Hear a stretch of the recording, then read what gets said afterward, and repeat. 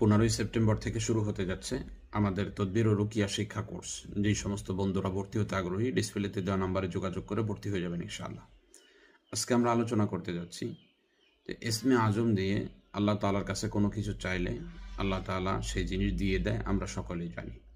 কিন্তু ইসমে আজম আসলে কোনটা, এটার ব্যাপারে ওলামায়ে কেরামের অনেক মতানৈক্য রয়েছে।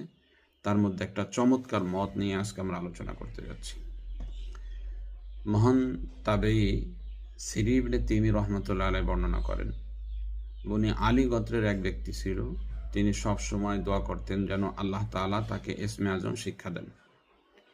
এভাবে দোয়া করতে করতে একদিন তিনি আকাশে তারকাগুলোর মধ্যে লেখা দেখলেন, বদিউস সামাওয়াতি ওয়াল আরজুল জালালি ওয়াল ইকরাম। আমি দোয়াটা আবার পড়ছি, বদিউস সামাওয়াতি ওয়াল আরজুল জালালি ওয়াল ইকরাম। এই দোয়াটা তিনি পাইলেন।